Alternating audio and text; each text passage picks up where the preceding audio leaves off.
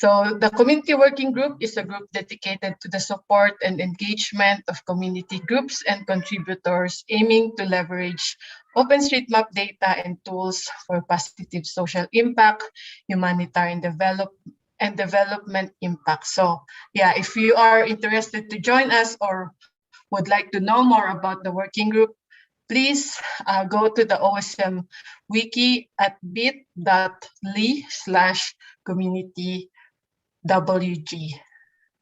So yeah, just some reminders and house rules. So this webinar will be live streamed via YouTube and will also be recorded. So yeah, everything you shared here, if you shared your screen or shared your camera, it will go to YouTube. So yeah, if you're comfortable, that's fine.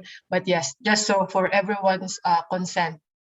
Also, please abide with the HOT Code of Conduct, which can be found in the link on your screen, hotosm.org/code-of-conduct. So yeah, we encourage everyone here to be welcoming, be respectful, and also be careful in your word phrasing and tone. So when we disagree, try to understand why. We wanted to have a healthy conversation here. So yeah, please abide with the HOT Code of Conduct. Yes, so our program structure, only 1 hour of presentation with discussion. So 35 minutes for presentation from speakers, 20 minutes for discussion with participants. And also we have allotted another 20 to 30 minutes for breakout rooms deep dive. So we can deep dive in two tip, trick, or challenges that have been shared here. So yeah, if you are in social media, please share using the hashtags OSM Community Building or OSM Local Communities. So yeah, let's start. But first, some brief of a background for this topic. This topic is actually requested or being asked by Victor and Sunday from Unique Mappers Network, Nigeria. So he is very keen to know or would like to know other ideas from various community members or community leaders on how to sustain communities and also to address the problem of community engagement.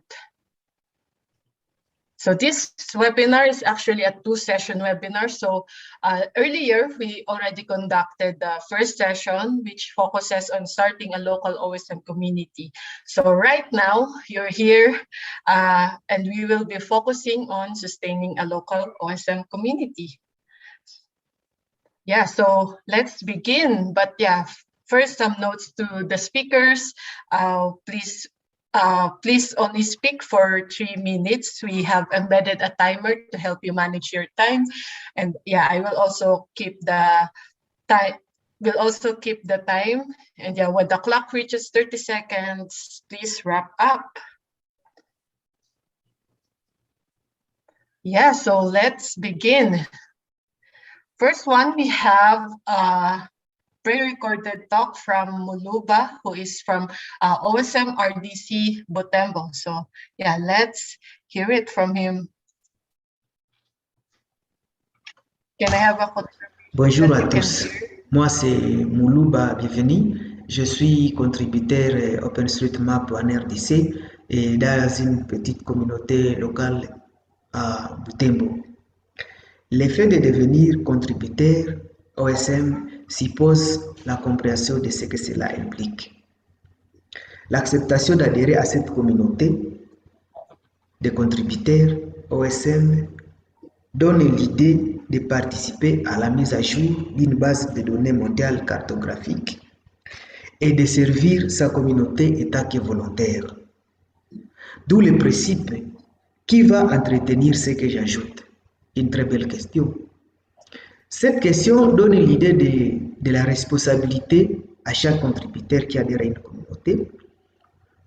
Normalement, chaque contributeur doit se sentir responsable de l'ensemble des données qui l'entourent. Quand je dis ensemble de données, c'est-à-dire la qualité des données qui sont autour de lui. Cela suppose les données que lui-même il a contribuées, même les données des autres contributeurs. On doit veiller, on doit se sentir responsable de veiller sur la qualité de ces données-là. Parce que si tu ne le fais pas, qui va le faire à votre place? Alors, l'activité dans cette petite communauté suppose certaines dépenses, par exemple. Alors, une communauté locale de contributeurs doit avoir normalement aussi des activités génératrices de revenus qui vont lui permettre de subvenir à certains besoins, répondre à certains besoins de petites choses relatives à ces groupes-là. Ça doit être, par exemple, des activités génératrices de revenus qui sont en rapport avec la cartographie, par exemple. Ils peuvent concevoir des petits projets cartographiques. Ils peuvent faire valoir leur savoir dans la communauté. Il faut vendre leur savoir dans la communauté pour que la communauté sache que si elle a besoin d'une donnée de qualité, il doit recourir à cette petite communauté. Alors, les responsables normalement de ces groupes doit être celui qui a beaucoup d'initiatives. Et ces initiatives seraient de rester en contact avec chaque membre de ce groupe pour lui tenir informé et lui susciter à se sentir responsable des gaps ou soit responsable des besoins qu'il y a dans la communauté. Alors, cette façon de faire, à mon avis, permettra à ce que de petites communautés locales de contributeurs puissent rester actifs disons, et ça va permettre à ce qu'ils puissent faire pas mal de choses, renforcer la capacité, former déjà, produire des données de qualité. Alors, je dis et je vous remercie. Thank you, Muluba, for that very great presentation regarding ownership of data maintenance and also building capacity. So we go to our next speaker. So Juan, whenever you're ready. Hello, Anjali. Thank you. Thank you for giving me the opportunity to share my point of view about properly sustain a local OSM community. Hello, everyone. My name is Shaun Shahriar. I'm from Bangladesh. I'm working in the community since 2015 and now currently working as one of the regional ambassador of Youth Mappers. As we know that youth is the power of any community, and a large number of members of a community are come from youth or student level. In the lower or middle income community, there are very common issue is that our not enough pathway for their career. At the end of their academic life of the student from the geographic field or related field is not enough opportunity to work their academic field due to the field is not enough large. In that case, in Bangladesh, students are trying to get their job or set up their career in the other sector like banks or government other sector.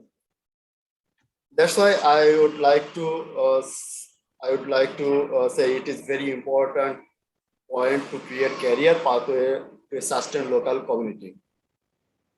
If the pathway have been created in a newcomer or fellow mapper rule, so there are enough opportunity to build or prove their capacity, have enough space to cultivate their ideas, then the youth will be jumping up in the field and the community will be sustained properly.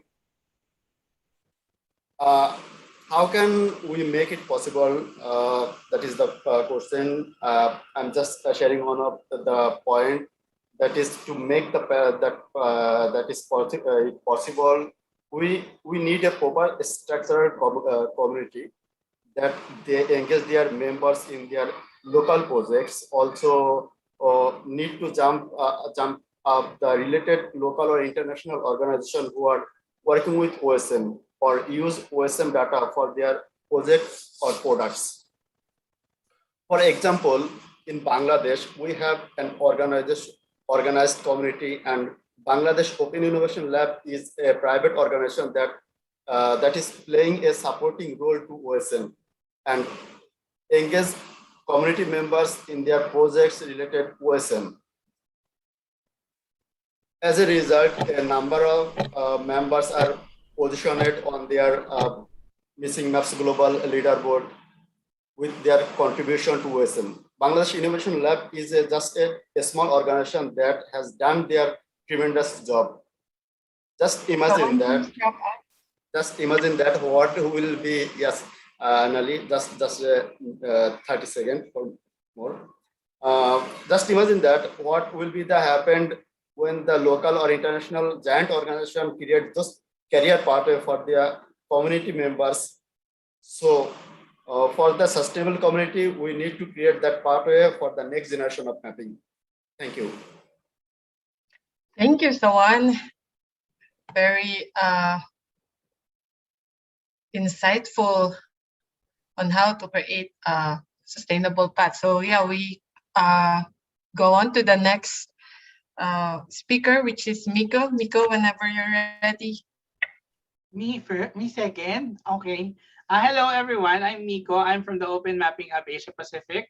But tonight I will be representing my former community, MapBex, from the Philippines, and share the concept of charity mapping. So initially, during this pandemic, there are a lot of efforts that are being done to provide support, donations, and help and aid to those who have been very much affected by this COVID. And MapBex in 2020 was able to devise a strategy so that they could support these kinds of efforts, especially during the lockdowns. So our concept and one challenge that the OpenStreetMap communities that we are facing as well right now is that people do not really stay after they map. They feel some mappers feel that after they map, the data that they will be contributing is kind of having an indirect impact towards the lives of other people. Yeah, let's admit it that pretty much the data that we produce from the OSM communities would take a long period or take a long processing so that it would be able to use by communities. And MapBex, through the idea of charity mapping, they wanted to create an avenue wherein they can also create that direct impact in the lives and in the environment. So during the pandemic lockdown, what they did is that since the transportation system is all down, they formulated a campaign called Bikes for Beckies. So it's Bikes for LGBT Frontliners, wherein each map building was a donation drive as well to build up that amount to create that funds for the bicycles for the LGBT frontliners. Similarly, they are using this concept of charity mapping this year, wherein if a person or an interested student or individual maps 150 buildings on OSM, MapBex is going to support local climate change cooperative in a remote area in the country to plant trees. So as of yesterday, as we checked, they have already mapped more than 60,000 buildings for that project alone. And the students have continually been supporting this project. And luckily, by December, we would be opening the MapBex Forest, which will be hosting more than 270 trees. So I might leave this note to conclude that we could be more creative in tapping these young enthusiasts and other mappers and aligning those advocacies to a more direct impact to the community and to the lives of people. And I thank you. Thank you, Miko. Very nice, very concrete impact of mapping by charity mapping. So we go on to the next speaker, which is Sharon Omoha from OSM Kenya. Sharon, whenever you're ready. Hi everyone. I'm Sharon Omoja from OpenStreetMap Kenya. I'm the training lead I'm in charge of training in the OSM Kenya community. Yeah, so my idea on how to sustain local communities is to be inclusive in the community's activities. That means it will reflect a diversified community. So how does this work? Because I believe like when a community is diverse, the different perspectives and ideas that come from different people. So the community ends up having people with different characteristics and backgrounds, the same as people with different skills and experiences. So when this diversified community comes together to share their experiences, there's a lot we can learn, because learning never stops. There's a lot we can learn, and in the process, at least the community grows. Another one is engagement. When the community is diverse, there is engagement, because I believe a diversified community is always more engaged, because when you go to a place and you find maybe one specific, just one gender, or maybe there is one type of community or culture, there is not so much engagement. So if we have a diversified community where we have all cultures represented in our community, we have maybe all genders represented in our communities, I believe there will be more engagement in the community, and in the process, this will sustain the community.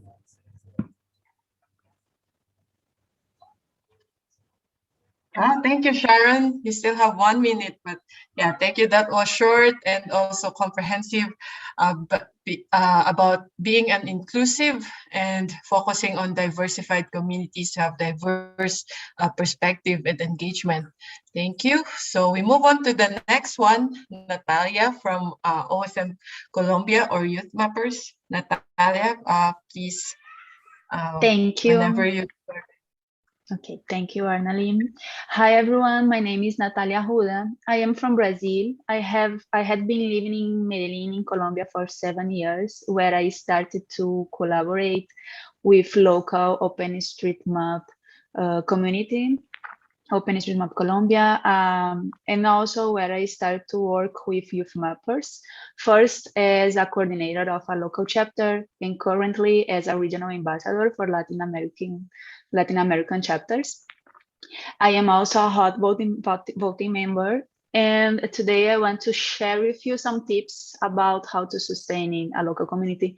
In fact, from my own experience, the tips that I will share can apply to any kind of community, local communities, academic communities, any kind of communities, in fact, because what I want to say is that to sustain a community, you need to motivate your members, right? And keep them constantly motivated. For this, you need to first give them the opportunity to participate in any kind of the process, give them the power of make decisions, give their perspectives, share their thoughts, make them be value, give them a value inside your community, inside the project.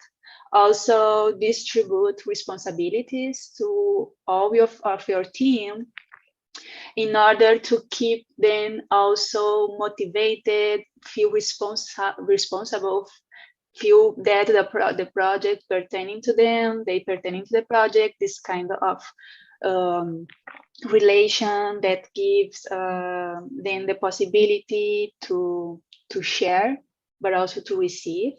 And these responsibilities we should try to maintain all over the process of any kind of project. And above all, show to your members that there is a cause, there is a very important, a real cause that you are working on, make them feel linked to it, and let your team, your community know that you are working for something, to resolve something real, to a real community, a real problem, and that they should care about it, that they are contributing to a better situation for this specific community. So those are my tips. Thank you so much. And yeah, thank you. Thank you, Natalia. Yeah, that's actually also a challenge. Like, how do you constantly motivate your members, right? So yeah, thank you. On our next speaker, Narcelio Desa from OSM Brazil, or OSM Ceará. I hope I pronounced it correctly. Narcelio, the floor is yours. Hi everyone.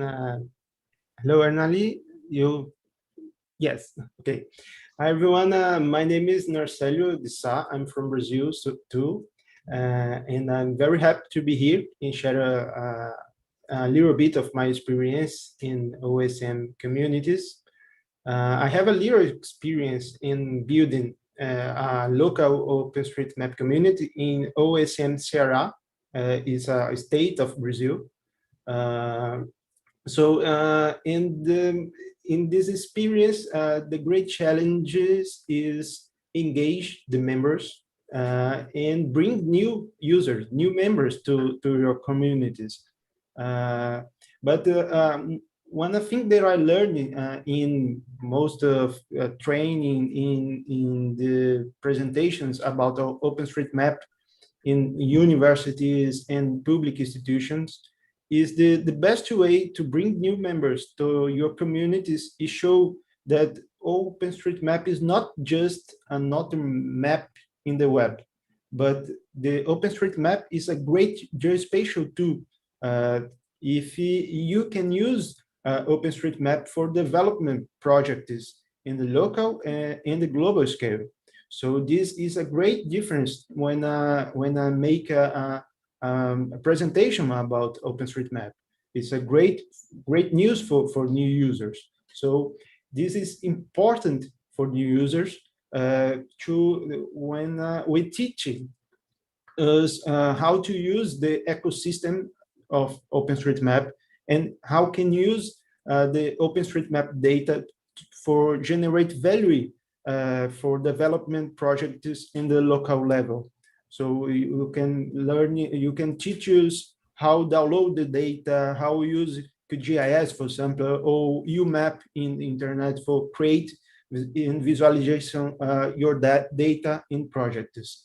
When people see that platform is useful for your projects, we have a great chance to move the people and to user for Mapper in Mapper engagement when your community. So my tip today is I think this necessary show to the people how OSM can help them for before asking to the people how you can help OpenStreetMap. So I think that there is, I think this, if you build it, there you come. Yes, this is all. Thanks for everyone and congratulations for HOT for organize this event. And thanks Arnali for invitation. Thank you, Narcelio. Yeah, so Narcelio is saying focusing on the OSM data use cases, especially to the community that will use it. And now we go to Ronald, but I see he's still joining. Ronald, are you able to unmute yourself and present?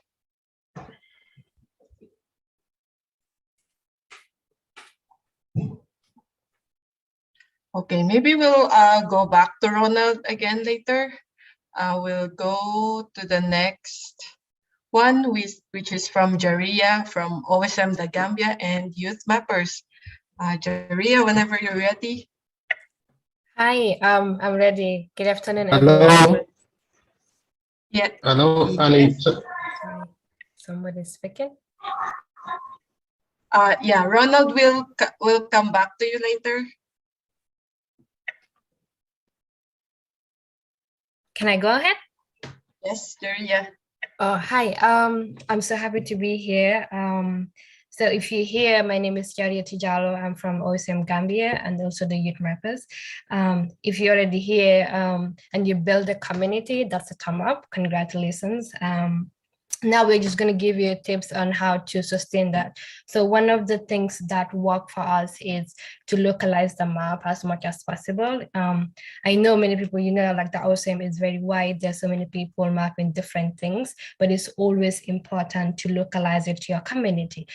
Bring what the community need, try to get community-based grants, community-based project that interests your team members, and also try to engage with local governments. So one of the things we did last year, is to engage one of the local government in Gambia, and then people were like, oh yeah, so you don't just map, you can also be part of, a local government that value your input and the data collection, so which is very important. So whatever you do, try to localize it. I know some people, maybe they'll be mapping route about pedestrians, hiking and all that, but if that's not what's important to your community, then focus on that, focus on what's important to your community and build on that. And usually what people are interested in is just ask them to map their street, just ask them to do something in their street. They will always be happy to do that. So for me, what I believe in is if everybody do their part, we will soon,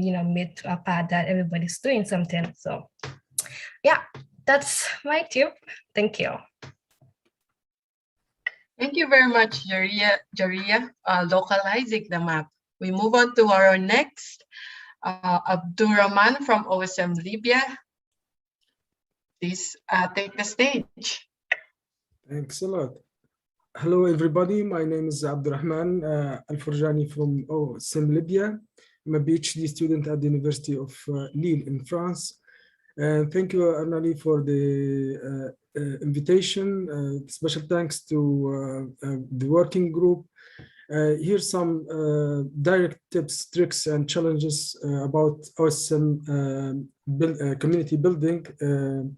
First, starting with tips, I think it's very good to start, or the best way to start OSM community is to think about dedicating this starting to the activities of street level imagery, because mappers, when they start with the satellite images. Sometimes it's very difficult for the image interpretation for them, so it's very good and very useful to them to have street level imagery such Mapillary or OpenStreetCam, which has become Carta View today, or any other means like drones, phones, or any other means to collect a database or to feed the OpenStreetMap with the required street level imagery to distinguish and edit features in the correct and clear and clean way. This is the first one, to focus on, as a tip, to focus on street level imagery. As a tricks, I think try to find the way to for the OSM local community to be a part of some governmental and institutional developing strategic projects. Such the case in Libya. OSM Libya became a partner of Libya Spatial Data Infrastructure, which is a governmental project belongs to the General Authority of Information in Libya.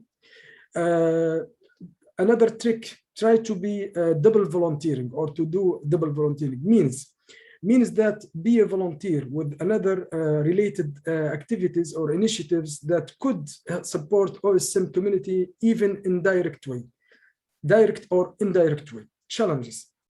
The main challenges for our local community here in Libya, the most challenging issue is to provide a good answer to convince public about critical concerns facing OSM, such as national security, data quality, and national borders issues on the OSM map.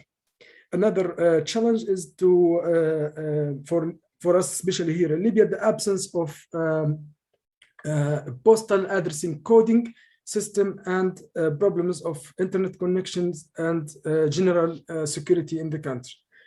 Here's some general advices to OSM initiators. I think time is out, so I stop here. Next time, maybe I will share with you on the Jamboard. Thanks. Yeah, Thank you, Abdurrahman. Yeah, we can still discuss later after the presentations and also in the breakout rooms. Thank you very much. So our next speaker would be Janet from Crowd to Map Tanzania. Janet, take over.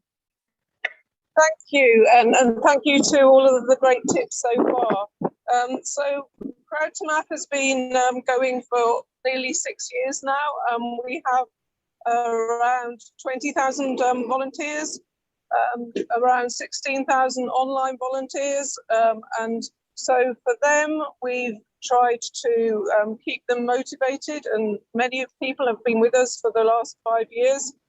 So we've done that by having a very active Slack group. We've created badges and quizzes. We also try to do things like we have report cards every week saying who's been particularly done a lot of mapping this week. We've done things like Mapper of the Month that we've posted on social media. We do certificates because people really seem to like those. And we've also tried to flag up other opportunities for people to get involved with volunteering, maybe even for other things such as helping with social media or with blogs and so on.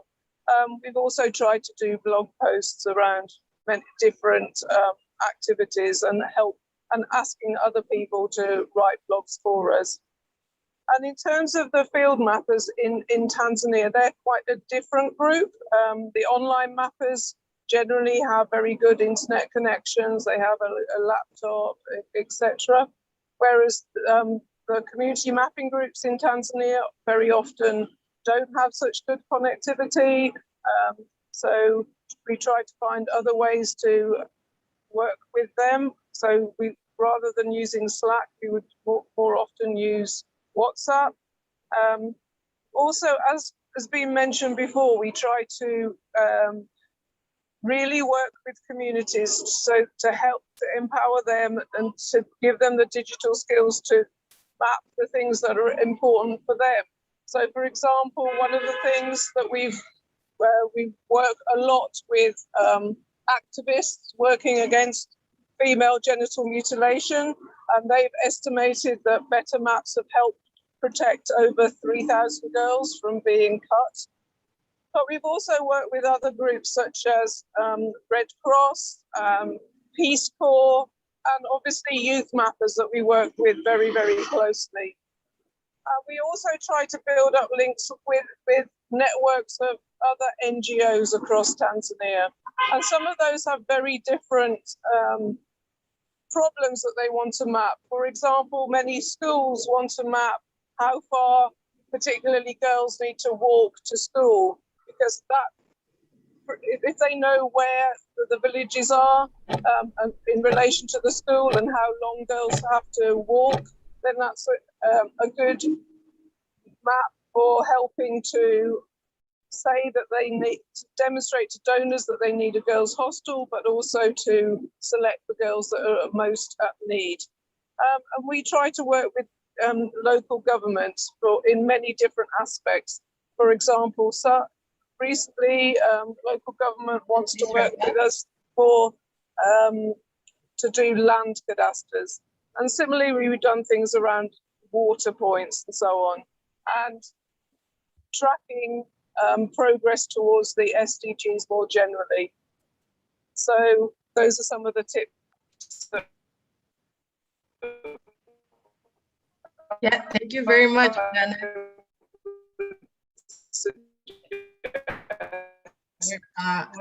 You're also chatting. So yeah, thank you very much for sharing the growing community of Crowd to Map. So we go back to Ronald Tumasime, our last speaker. Ronald, are you with us? Over to you. Hello and good afternoon from Uganda. My name is Ronald Tumasime. I'm from the OpenStreetMap Uganda.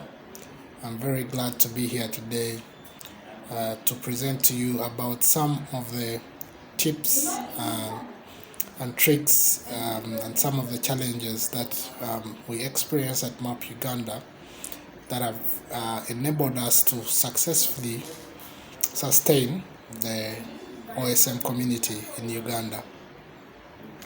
To start with, I will discuss one of the tips that we think we have been able to successfully implement and be able to sustain our system and sustain the OSM community. One, we've created a support system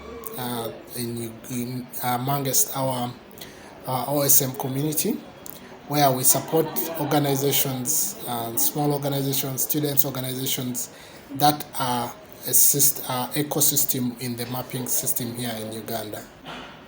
So, for example, we are working with the youth mappers, and we support them in training. We support them also in projects for their students, for the students in and under the youth mappers chapters. So if a student has a project, Map Uganda will support them with data, if they need data of OpenStreetMap and analysis and even the use of that data within their project. So we've created a support system that's deliberate and intentional in supporting already established mapping organizations and projects. The second way is we've created also an internship program, which is a system to grow and expand the community. So our internship program runs for about 12 weeks. We've so far had 3 internship cohorts where we attract people, students, and people in data and analysis.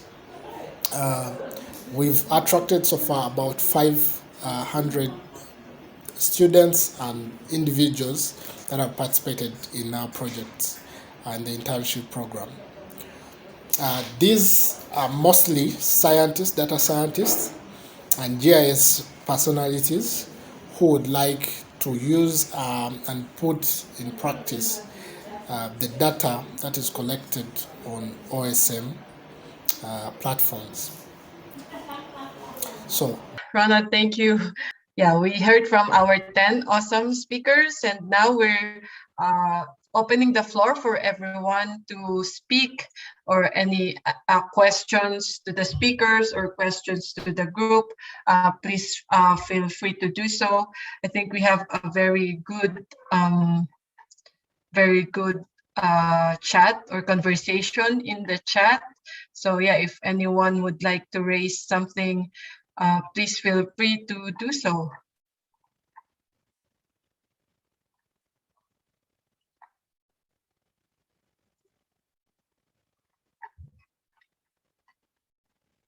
You can also put your tip, trick, or challenges in sustaining your local OSM community in the link shared in the chat. Yeah, any question, clarification, or anything that you think has not been shared, any tip or trick?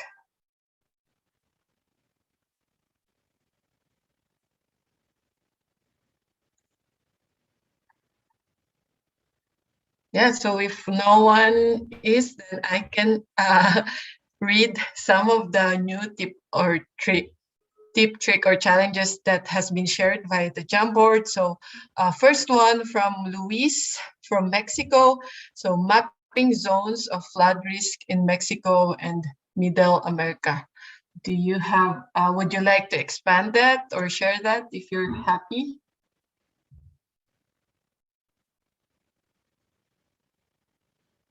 No? Okay. Yeah. Thank you, Luis, for sharing that. Also from Andrew, sustaining a social media presence for Hudson Valley mappers. Wow, what social media platforms do you use when sustaining your social media presence?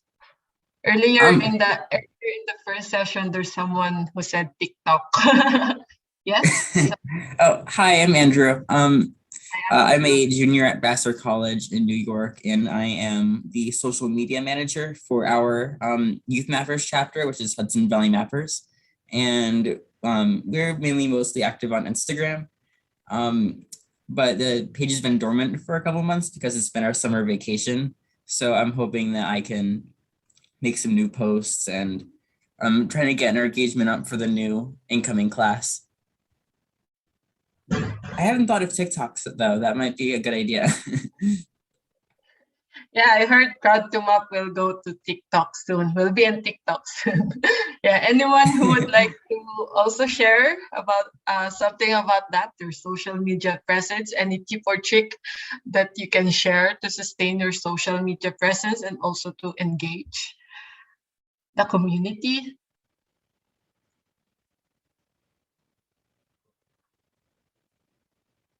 Okay, I'm gonna read another one. So from Carlos Rodriguez from Panama, Alliance with local universities in the programs of geography and urban planning. So this can be as internship and professional practice. Carlos, would you like to expound that more, or maybe we have some questions or clarifications from the group? Please feel free. Oh, there's a question from Courtney in the chat. How have you adapted your approach to sustaining your community during COVID when it's much more difficult to bring people together and build connections between them? Any of the speakers or participants would like to chime in and give their advice? And there, Abdurrahman is typing, there's a general advice.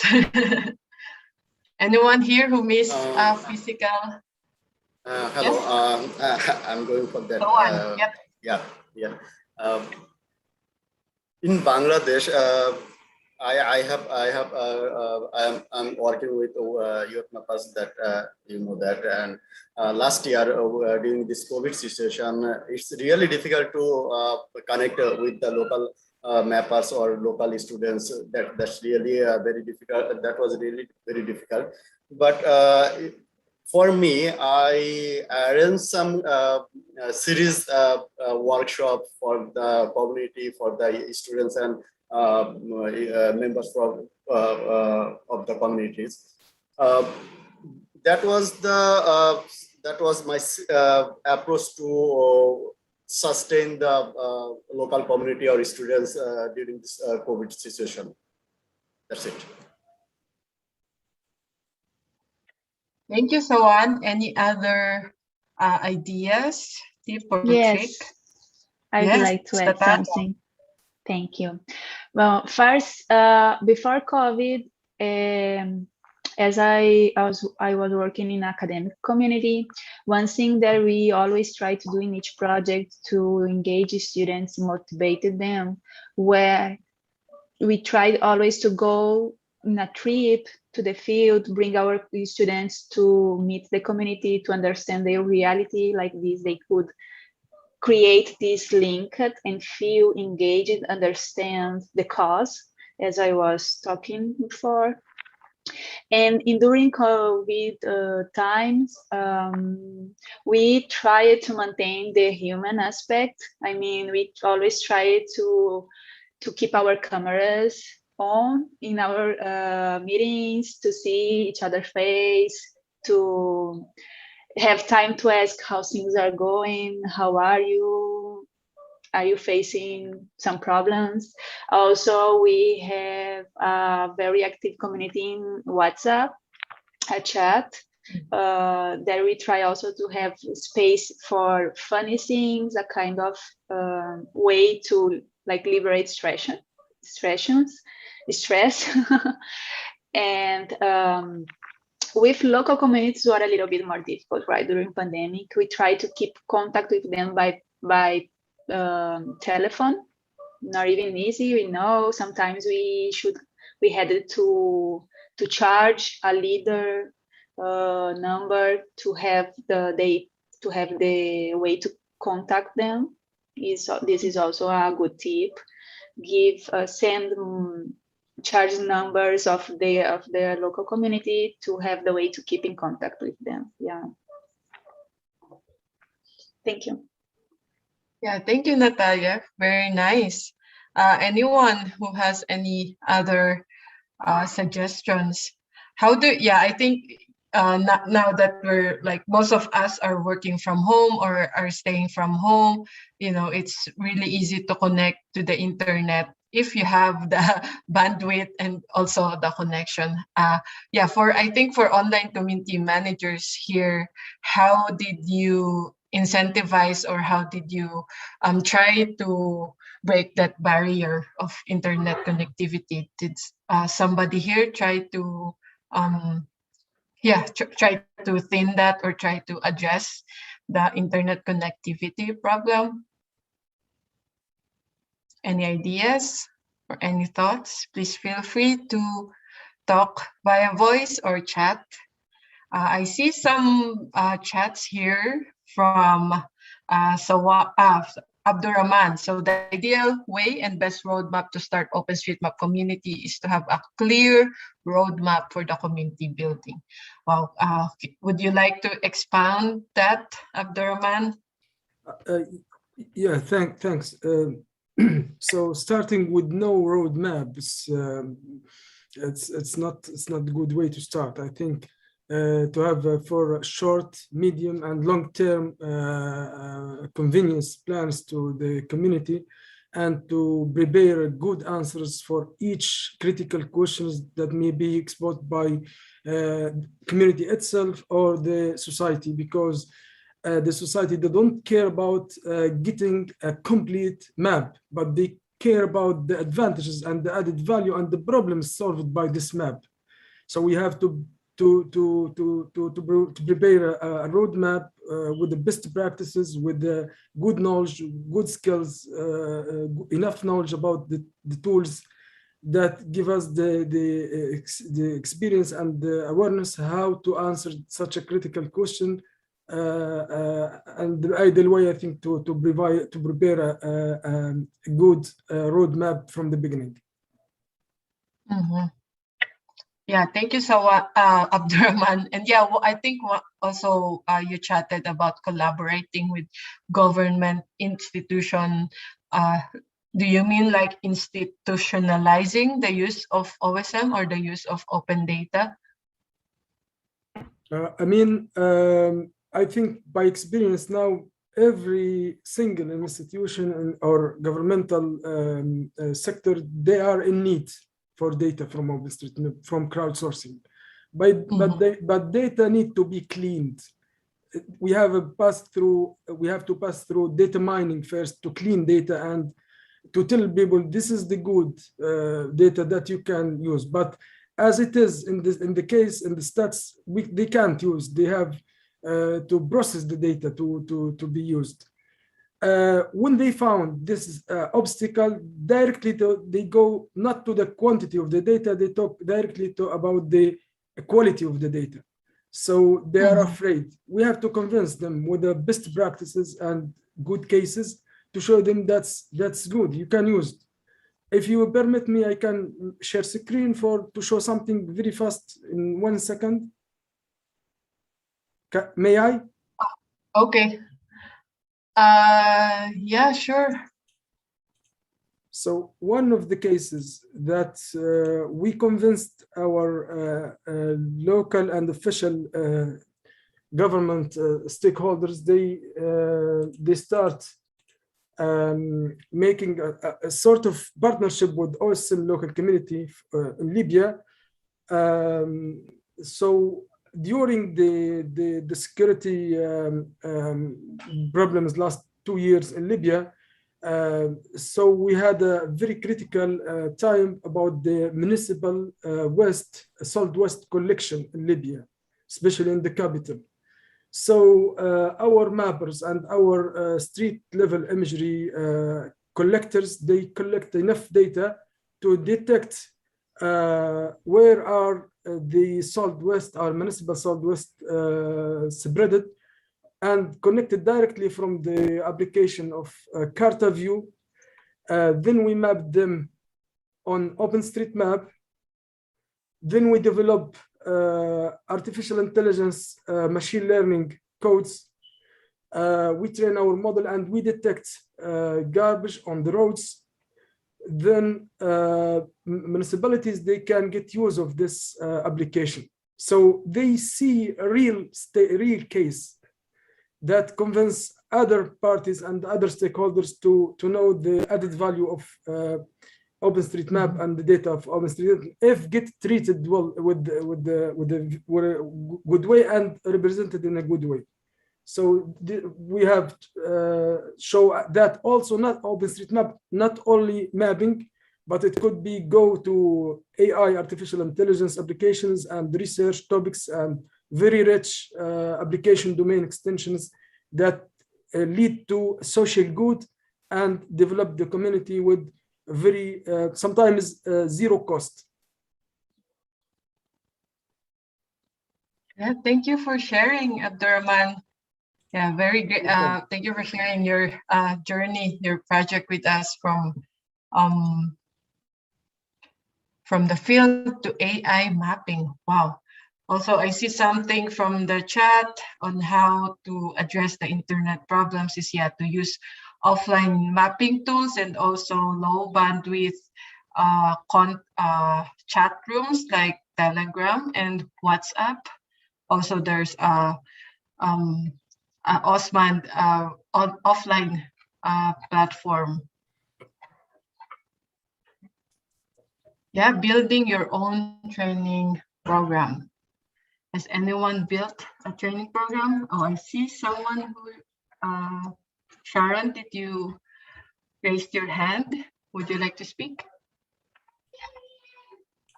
Oh, yeah. I wanted to say that what also helped us as OSM Kenya, like during this COVID-19 period was the HOT microgrant, the HOT and the Facebook Community Impact microgrant that we received. Yeah, so this helped us so much because our main purpose for this microgrant was to diversify our community because we had more men than women.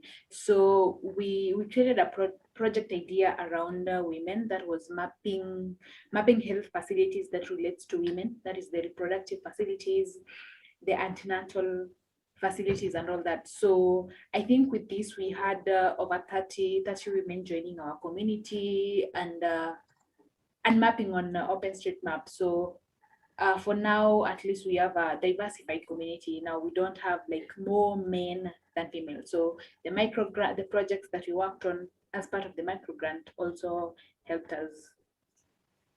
Yeah.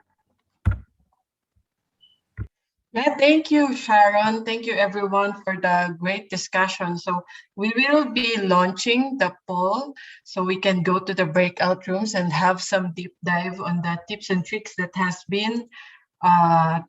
been presented. So yeah, we will the poll will be open for 3 to 5 minutes. So yeah, please vote which of these tip, trick, or challenges you think we should deep dive in the breakout rooms, and we will have the top two to deep dive during the breakout session. And yeah, while you are answering the poll, we will also like to share the mechanics and this special surprise. We are giving away Phosphor-G 2021 tickets. Just Phosphor-G will be a virtual conference this year. So yeah, everyone in this room is eligible, and yeah, we are now sending the feedback form so you can fill it out and get a chance to win a Phosphor-G ticket.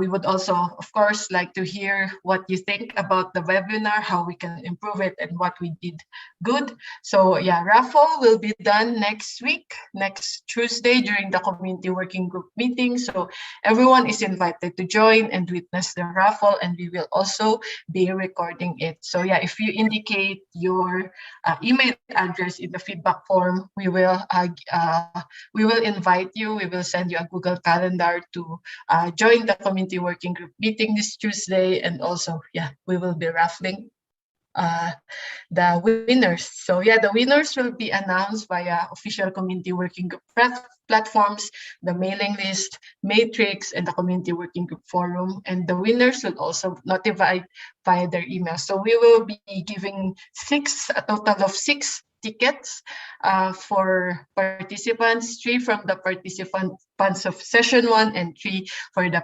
participants of session 2. So yeah, if you would like to join the raffle dates, you can go to this link to check the next community working group webinar, which will be on Tuesday, 9 o'clock UTC. And yeah, please share your feedback on the link provided on your screen, and also shared via the chat. So yeah, is everyone done voting? Last call. Wow, we have a really tight voting here. If you haven't voted, please vote now.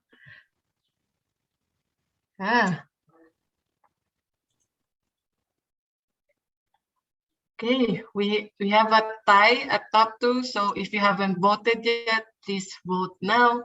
We have 2 4 and 1 5. So I think we will do the for breakout room 1, creating a sustainable pathway for the next generation. But yeah, we have a tie for breakout room 2, constantly motivating and building training programs for students. So I think for breakout room 1, we can do the creating, we can deep dive on the topic of creating sustainable pathway. And also for breakout room 2, we can deep dive on motivating your members and also building training programs for students. So yeah, Geoffrey, could you please open the breakout rooms now?